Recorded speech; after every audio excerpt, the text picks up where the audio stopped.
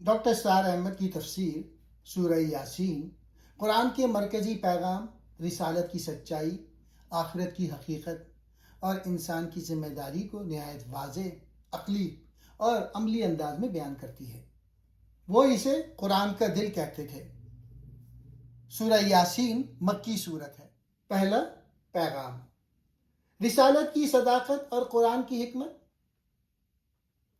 Doctor اسرار وضاحت کرتے ہیں کہ سورہ یاسین کی ابتدا ہی قرآن کی حکمت اور رسول صلی اللہ علیہ وآلہ وسلم کی سچائی پر گواہی دیتی ہے۔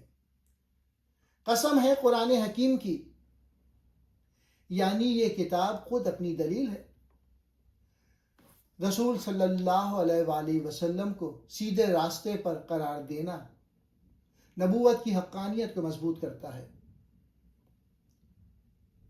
دوسرا موضوع، غفلت زدہ قوموں کو تنبیہ۔ سورہ یاسین میں بتایا گیا ہے کہ رسول صلی اللہ علیہ وآلہ وسلم ایسے لوگوں کو خبردار کرنے آئے جو نسلوں سے غفلت میں تھے۔ ڈاکٹر اسرار اس حصے میں انسانی غفلت، دنیا پرستی اور حق سے دوری کے نفسیاتی پہلوؤں پر روشنی ڈالتے ہیں۔ تیسرا موضوع، دلوں کی ہٹ دھرمی اور انجام۔ آیت میں ذکر ہے کہ کچھ لوگ ایسے ہیں جن کے دلوں پر مہر لگ چکی ہے۔ ڈاکٹر اسرار اس کو قانون اتمام حجت سے جوڑتے ہیں، یعنی جب حق پوری طرح واضح ہو جائے اور پھر بھی انکار کیا جائے تو دل سخت ہو جاتے ہیں۔ تاریخی مثال، بستی والوں کا واقعہ۔ سورہ یاسین میں 3 رسولوں کی مثال دی گئی ہے۔ ڈاکٹر اسرار اس واقعے کو دعوتی جدوجہد کا نمونہ قرار دیتے ہیں۔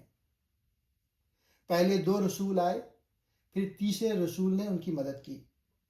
ایک مومن شخص نے رسولوں کی حمایت کی اور شہید ہوا۔ یہ واقعہ بتاتا ہے کہ حق کی راہ میں قربانی لازمی ہے اور اللہ کے ہاں اس کا اجر عظیم ہے۔ توحید اور آخرت کے دلائل۔ ڈاکٹر اسرار اس حصے میں قرآن کے استدلالی انداز کو نمایاں کرتے ہیں۔ مردوں کو زندہ کرنا، زمین مردہ کو زندہ کرنا، دن اور رات کا نظام، سورج اور چاند کی گردش، یہ سب اللہ کی قدرت کے دلائل ہیں جو آخرت کو عقلی طور پہ ثابت کرتے ہیں۔ انکار کرنے والوں کا انجام۔ سورہ یاسین کے آخر میں قیامت کے مناظر بیان ہوتے ہیں۔ ڈاکٹر اسرار ان آیات کو انسان کی آخری حقیقت سمجھنے کے لیے بنیادی قرار دیتے ہیں۔